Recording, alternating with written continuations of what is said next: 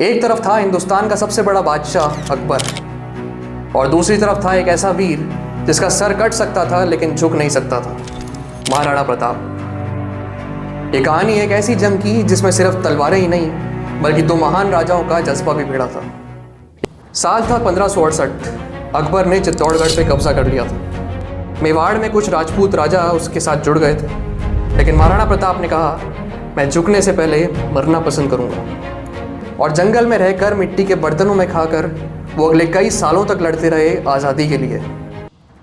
फिर आया साल 1576, हल्दी घाटी का मैदान, और अकबर की सेना महाराणा प्रताप की फौज को पीछे धकेलने लगती है। अकबर की फौज ज़्यादा थी, लेकिन प्रताप के पास था चेतक, उनका सबसे वफादार घोड़ा जो उन्हें मौत के मुंह से निकाल कर ले गया।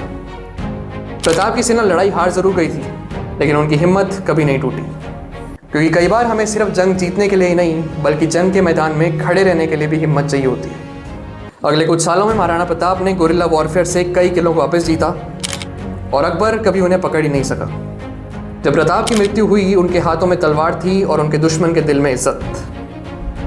अकबर इस लड़ाई को जीत तो गया था, लेकिन लोगों के दिलों में आज भी महाराणा प्रताप जिंदा है। कई कहानियां ताकत से लिखी जाती हैं और कई सिर्फ ना झुकने के जज्बे से। And this was not just a battle, it was a war for self-respect.